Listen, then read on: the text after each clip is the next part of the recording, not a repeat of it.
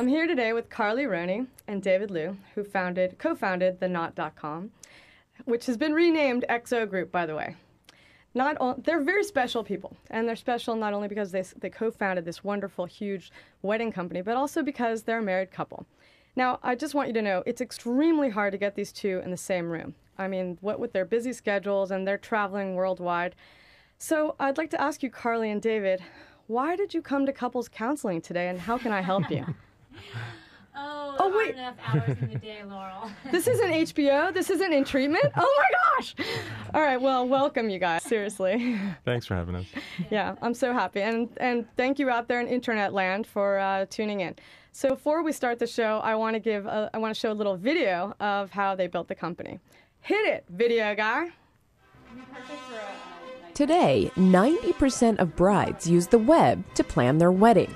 And at the heart of much of this activity is TheKnot.com. The website was founded by four friends in 1996.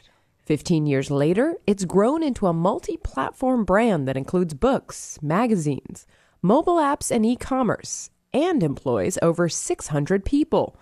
Along the way, the company launched TheNest.com, aimed at newlyweds, TheBump.com for expectant parents, and acquired WeddingChannel.com. Recently renamed the XO Group, the company's sales last year totaled $113 million. Clearly, helping couples plan their big day has brought big success for this ambitious startup. Wow. 15 years later, you guys are a public company, $113 million in sales, and 600 employees. I have one question for you guys. Are your parents finally proud? I don't know if my parents actually knows what we do right now. Still, because it's the interwebs. Right, exactly. Yeah. So yeah, I think our parents, despite the fact that I have no idea, they just know we work really hard, and that's, I think, follows in their footsteps. I like seeing Carly on the Today Show. So that's Yes, that's good. So we're going to talk a little bit about how you went from 0 to 113 million in sales next.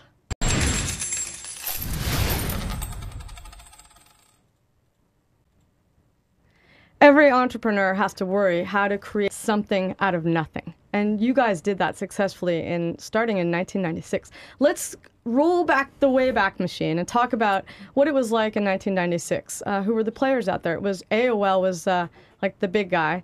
And how did you guys decide to start a company based on bridal? Go ahead, David. Well, I'll paint the landscape, and Carly can talk about how we got into bridal. But I mean, AOL was actually not even the big guy. They were trailing CompuServe and Prodigy. Oh, CompuServe, right. I forgot about those Exactly. guys. Oh, my gosh. And I mean, I have to remind people that we were building technology and the web presence and all the stuff for our site at a time where people were logging on and had to listen to the sound. I remember that song. I love that song, that modem song. Really old right now. I know.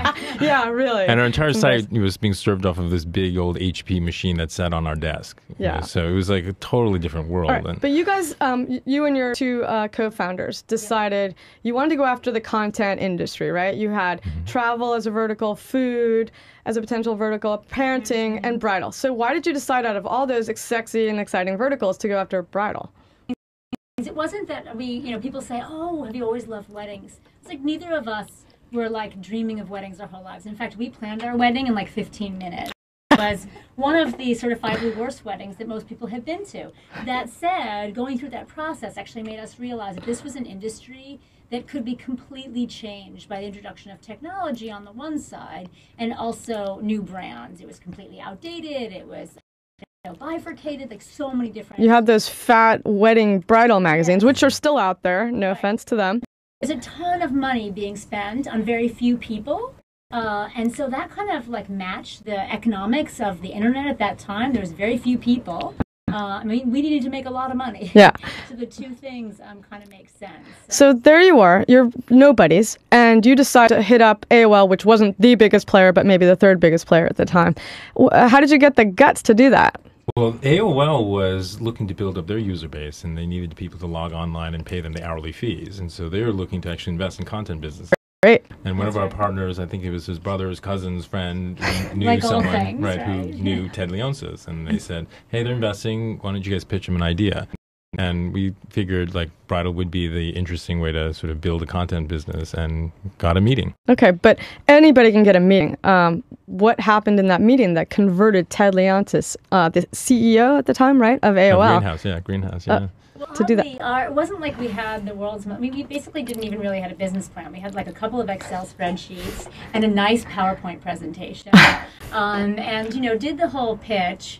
And how did you feel? The story best. Oh, okay. We thought we were struggling the whole time. The guy was not paying attention. Completely not interested in our business. He was flipping through magazines. So we were typical. up all night preparing the thing. We drive down to DC. We get in front of him, do the whole dog and pony, pitch the whole thing. And the first words out of Ted's mouth after the presentation was, "Oh gosh, this is the worst business plan I've ever seen." And I remember sitting there going, like completely you just deflated. thought it was over. Yeah, it was done. Oh I was my like, gosh. okay, how quickly can we get out of this room? And then he said, because you have maybe 9-10 months to amortize the cost of your marketing against the opportunity you have with this audience, because they all churn out. You lose 100% of your audience every year. Yeah. This is an impossible business. And I'm thinking, he's right. This is horrible. How this convincing is he could be. unsustainable, right? And to this day, I credit Rob, who's our partner, and he was thinking on his feet, and he kind of had the response, and he said, "Listen, we're actually building an ad model, and we're going to sell advertising. And advertisers want an audience that will replenish every year with the same high spend needs." It's hard to believe that at the time AOL and wasn't thinking about advertising. No, and then Ted's response was like, "Well, we don't have advertising on AOL," and was like, "Well, we plan to sell advertising." And Ted looked at us kind of quizzically, and then he looked down at the brides magazines that we brought on as little tchotchkes, and he flips through and he goes, "Well, I don't know anything much about this business, but I smell money. Let's fund them." That's great. It was the most amazing turnaround in any meeting I've ever been That's in. awesome. So So then we walked out and we were like, "Oh shoot, how do you do this?" Anyway, none of us really had any experience. So you created something out of nothing, an opportunity. Just you took it and you grabbed it and you turned it into something. And honestly, would you be here today if it weren't for that meeting at AOL? I mean, No, absolutely I not. don't think there was any at the time. There was no other real funding options. There was no big set of VCs looking at the market. And so, yeah. But you're talking about 4 film grads who ultimately, it was easier to build a business so you can get yourself a job as opposed to try to get a job. yeah, So it's purely out of necessity. that's really funny.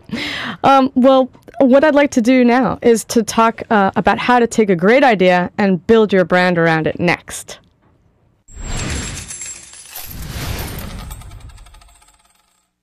We're here with Carly Roney and David Liu, co-founders of The Knot, which has been renamed XO Group for all of you guys who've just joined in. And we're talking about getting an audience. It's really hard to launch a company at all, but then getting an audience is the next big challenge. How did you guys think about getting an audience in the early days? You didn't have any money for marketing or advertising, so what did you turn to?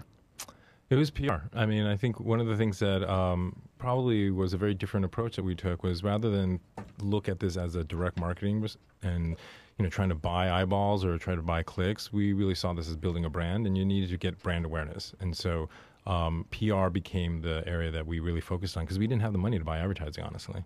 Right. We just recognized the opportunity that there wasn't really kind of a voice in the space. And it's funny, I mean, if you thought about it, if you were starting a company now, the equivalent is kind of social media, right? Yeah. But there was no such thing at the time. Hard to imagine. I mean, there was chat rooms and things like that, which we utilize. AOL had a certain aspect of social media to it. So this was the next best form. How could like one day's appearance on the CBS Early Show translate to more people talking about your brand? That was the way you built buzz. And ultimately, we still do a ton of it today. Social media is a part of what we do.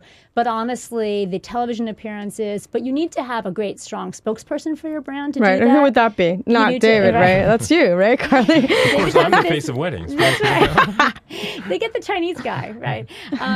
So yeah, and that was, I mean, we kind of had to make it up. Like you had to become an expert in your field. But a lot of that, we advise, small companies to do that today. Figure out what you're an expert in and get yourself out there, particularly if it's a consumer-facing brand. So you've become kind of good. Yeah, well, I was just going to say, and building brand is very different than building audience, right? Right. Because when Carly was on the Today Show for 13 consecutive weeks in the early days, it actually didn't drive very much traffic. Oops. Right. But it was a huge endorsement, and the trade and the advertisers and the audience remembered that. It set for you up years. as the authority on Absolutely. weddings. Yeah. But tell us, so then how does that translate into building audience? Does it translate into building audience eventually? You know, it ultimately does. I mean, word of mouth is particularly in our sector, right? Which is that the moment anyone gets engaged, they talk intensely to anyone else who recently got married. And so that's why it's its own form of social media, because you know someone's going to say like, hey, have you heard about this thing called The Knot? We also chose a very particular strategy in our brand building, was to make a brand that had kind of like a wacky side to it, in that you called it The Knot. Like everything else was bridal or wedding. It was very serious. You guys took a little bit of attitude. Yes, and that made people want to talk about it because it seemed like kind of a secret club that maybe you wouldn't know about. And we try to maintain some of that today. Like even though we're the absolute number one in our space, we try to keep it a little kind of edgy so people feel like they want to share.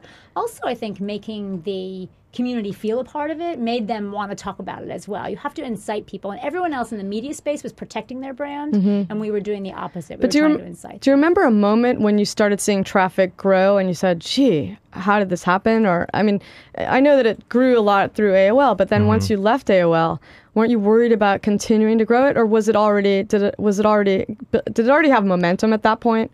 It started developing momentum when we launched on the web, and you know, AOL we had pretty much weaned ourselves off of as they started sort of declining, and you realize that your advocates became your audience, and your members were the ones who were soliciting the next group to people to come. As soon as your friends get engaged, they were telling them to come to The Knot. So it's all word of mouth. You guys spent no money on advertising.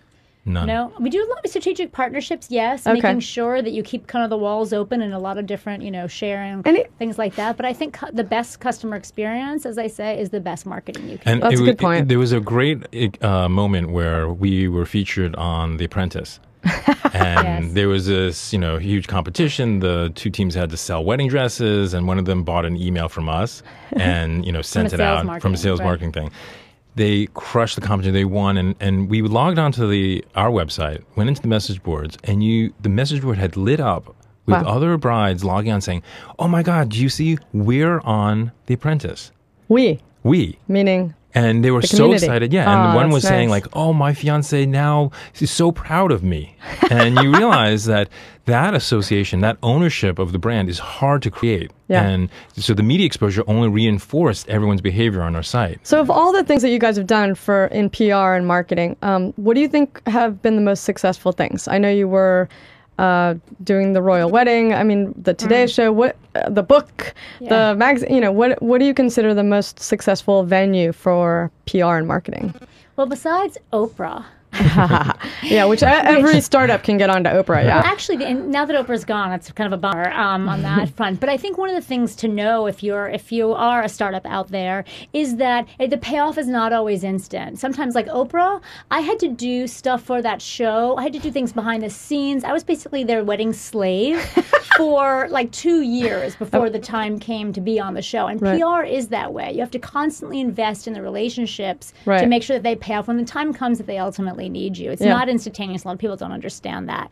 So I think that was it. Building relationships with producers was the number one You really thing. set yourself up as an expert on a specific subject, right? That's right. Okay. And always are filled with tons. You have to be out there with ideas constantly. Okay. And, So did you hire somebody on staff to put you out there, basically? We hired PR firms initially, but ultimately felt like you needed someone really close to you inside who felt understood part you of the deeply. editorial or part of the business side of the company and really could constantly be developing messages. That's it's something great. that we think is in-house. That's great advice. But for a startup, I mean, a real baby startup. Yes. Any suggestions on how they can do it? Well, I think the key thing is to make sure that you don't mistaken your business as the reason why media would be interested in you. Yes. Okay. Because, we could sit there and pitch, The View. Oh, we have 18,000 local vendors and you can find a photographer here. It's the greatest thing. Yeah, that's a great business pitch. But the reality is The View doesn't care about that. And if you want to get on there, you have to come up with a whole different idea. And, Carly's team and the editorial and the PR team came up with this fantasy wedding series. So Barbara Walters had her fantasy wedding along with all the other So if you hosts. come up with a shtick, something buzzy, something that's going to just light up the eyes of an executive producer somewhere, that's what you go to them with. And even a small unknown brand can use this technique. Absolutely, yeah. Excellent. Absolutely.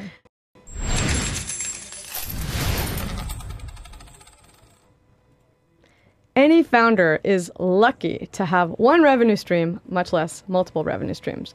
Let's talk about how you guys developed your first revenue stream, and then we'll talk a little bit about how you expanded into others and how you came up with the other ideas, because this is a hard thing for people. Yeah, I think we had one of these sort of anti-business models, right? What do you mean? The goal was, how do you build a media brand? But there was no direct revenue stream necessarily attached to that. We just figured if we could collect this audience and speak to them and service them, then the money will come. Right, advertising. Right.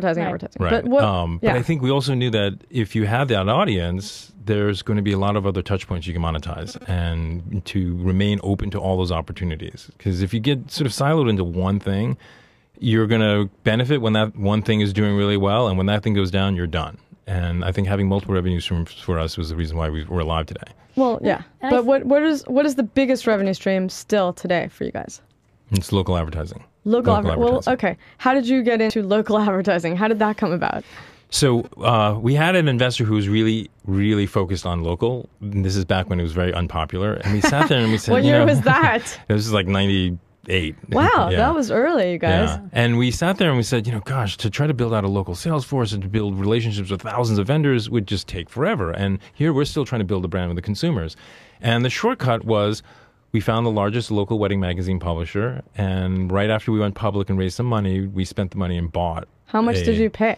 About $10 million. $10 million on a print product. On a print product, right. Dying. Yes, the Right. dying breed. Pink sheet. Right. This was really unpopular. Was it making money at the time? No, it was losing money. Oh, my gosh. It was a delisted entity gosh. out in Omaha, Nebraska. Because you couldn't afford Brides magazine. Right, exactly. And Don't market our competitor, Laurel. all those internet analysts just slaughtered us. They just thought we were crazy. Why would we be doing this? You're this internet darling. You're .com, huge multiples, and now you just went and bought paper. Yeah. Well, we bought 2,000 vendor relationships. There you go. And 60 salespeople, Right, or however right. many there were. And you transitioned those into internet online sales. Exactly. Wow.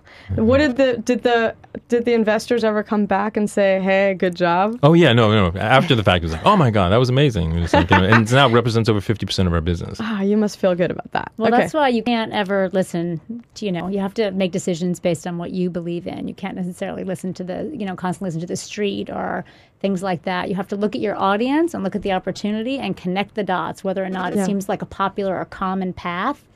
It's not always necessarily true. That's good advice. What other what other revenue streams do you guys have? We also have e-commerce. We sell a lot of personalized stuff for Like the what? ceremony. Like cookies? Personalized napkins, Okay. party favors, Cool. ceremony supplies like ring pillows and things like that. And that really came from kind of looking at the audience, like what do they need and what are the opportunities? I mean, we kind of take this approach where for looking for revenue opportunities, we look at this like process of going through planning a wedding and be like, how can we make money off of every single piece of this? And that's also how we expanded even from the media side. We also looked at the person, we said, and after the wedding, how can we make money off of them? And that's ultimately, or how can we service them? But Well, you that know, and they go e-commerce hand in business hand. was directly as a result of a phone call Okay. that was accidentally routed to me. Oh, really? And I pick up the call, and there was this kid, literally a kid, who had a little business with his wife, selling these wedding supplies out of a garage in California, and he was looking to buy advertising. Oh. And I said, you need to talk to my head of sales. What is it you're Yada, yada, advertising? yada. He started talking about it. We were literally on a plane within 48 hours. We flew out, saw his operation in his garage, sat on a little sofa, had a root beer, and we bought the company. And he went from 600,000 in sales to within 2 to 3 years breaking 10 million. Wow. And That's how you got into that's how we got in the e-commerce business. e-commerce business. And it's not like we couldn't have done it, but it's like a great, when you find a person who actually is passionate about this particular thing and is inventing it on their own. It wasn't even like they had huge operations that we were buying. We were literally buying at that point, a young, aggressive management team Yes, with no exactly. management training. Well, this brings me to another point I realized when I was running my company, which is you have to listen to your audience too. You can't just analyze all the data and figure out how to make money at every point. Right. Like Carly said, so MBA-like. No, I mean, you look at the people, you look at the person and everything they do. So, yeah. Yeah. Well, we would get we did cocktail Right. parties, and so we still do those cocktail parties, and we would I would listen to the writers and creative types telling me their woes and what would solve their problems, and I started thinking, well, maybe I can go in there with a product or a service that can help them. So we launched classes and seminars as a result of that. So did you guys do any active listening with your customer base? Well, the great thing about us is that because we were a community-based product in many ways, we were actively listening from All the day time. one. Yeah. They would constantly, I mean, and you could sort of like look at it live on our message boards, like what are people talking about? And to this day, our community team is an incredible source of idea generation for us because either they say, oh, this person found something on this other site, go take a look, or this person has this problem. So they're watching And so- actively what's going on in Yeah. the bulletin boards, and they're monitoring. It's kind of your Yeah, eyes and ears, exactly, right? for I mean, what that's- people's needs are. And that's really built into the DNA of the business because we were born out of those AOL message boards Yeah, and the chat rooms. We all had to spend time in there. yeah. And when you're conversing with a bride, you're helping. I mean, they just have questions and problems to solve, and you just really have to sit there and solve their problems. So I think we've talked a good length about making the money, baby. Let's talk a little bit about hitting rough spots because every successful company has those. That's up next.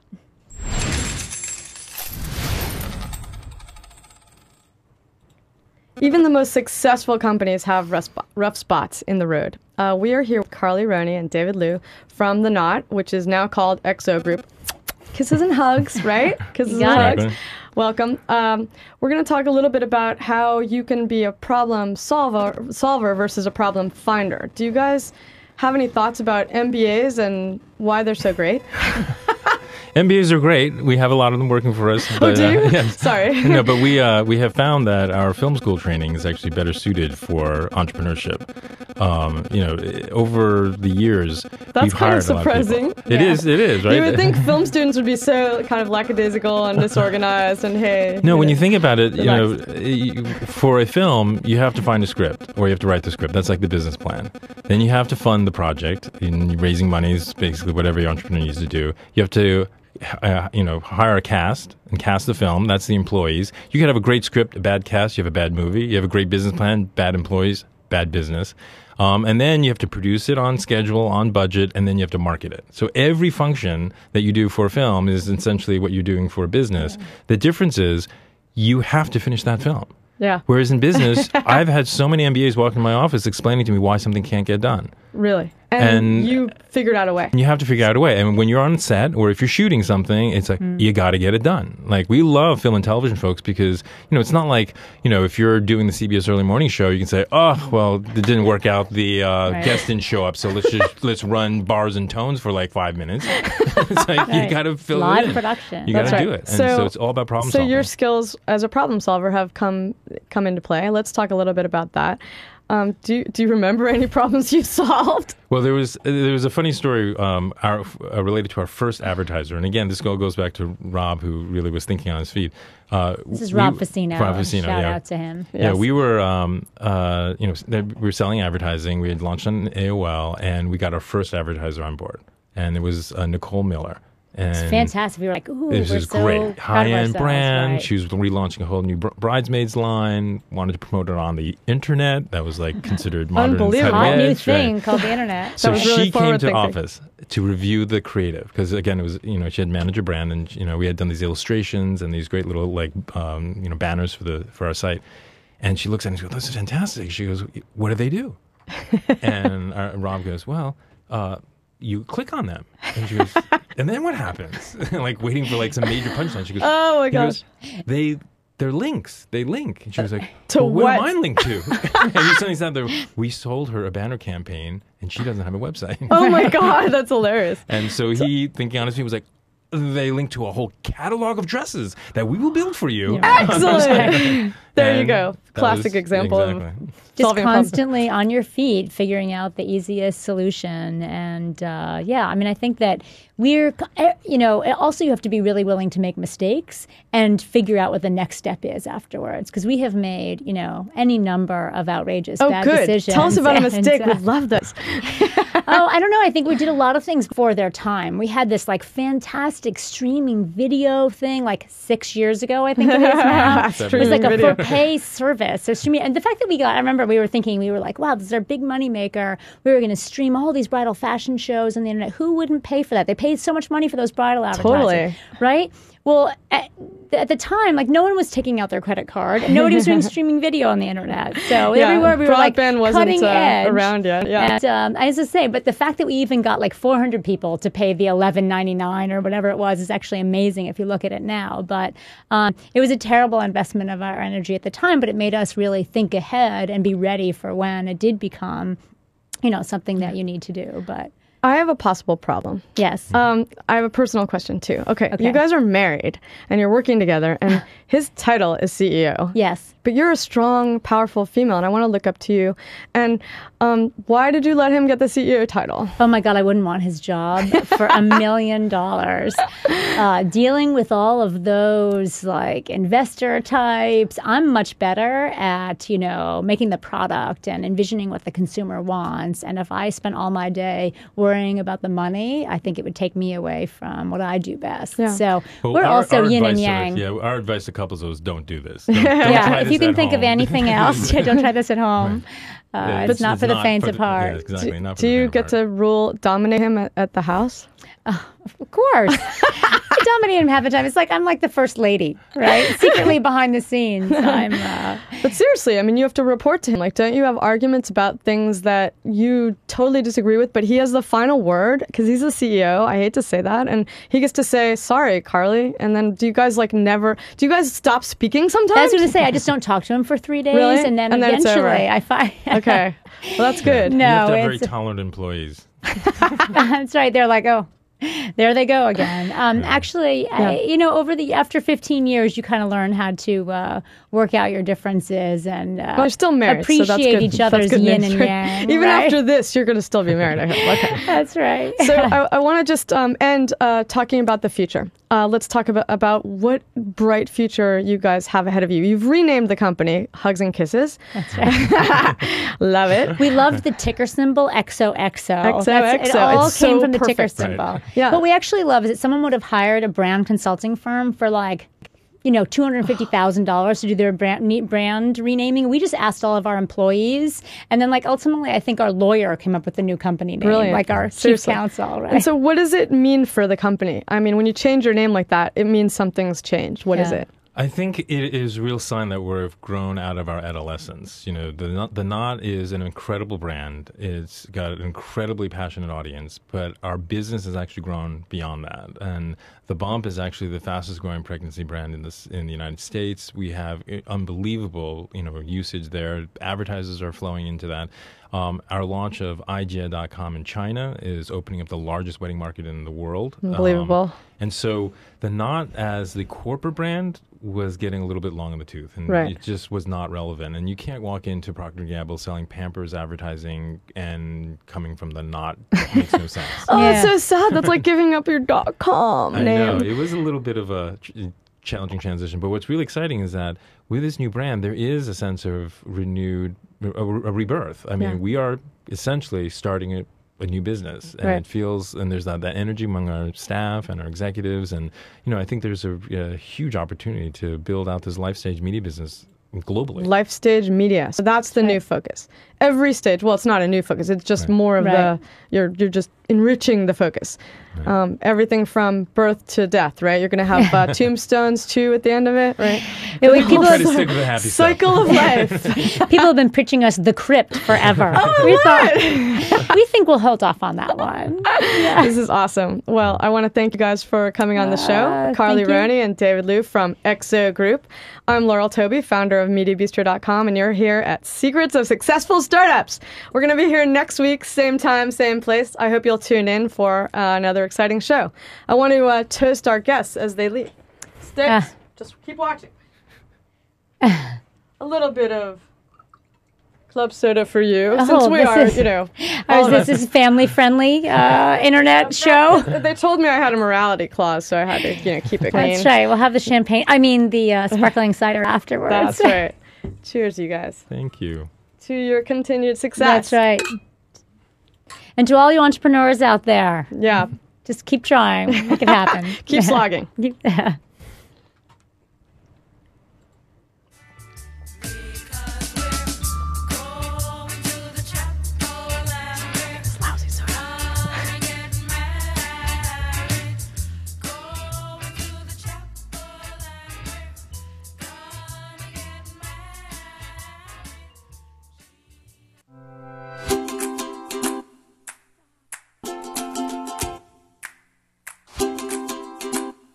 Right now, thousands of businesses are using YouTube, and not to watch adorable babies tasting lemons or the latest musical sensation. Nope, they're using it to build their business and quickly discovering why video is a better way to advertise. Take this New Jersey longboard company. Two brothers uploaded video and found customers they never knew existed. By promoting those videos, they saw sales jump locally, nationally, even internationally. Then there's the family-owned vacuum business that answered customer emails with how-to videos. They created their own YouTube video channel and quickly became go-to vacuum experts in the process. And the online barbecue retailer that shared its passion for grilling with cooking demos, recipes, and grill reviews, they saw an increase in views, subscribers, site visits, and more importantly, revenue. So, what then can YouTube offer you? For starters, a place to tell your business story, engage with your customers, and track your success. Say you want to increase sales and spread the word about your brand, launch your next product, or answer customer questions. YouTube lets your customers see you, hear you, even connect with you. It's the best place to bring your business to life.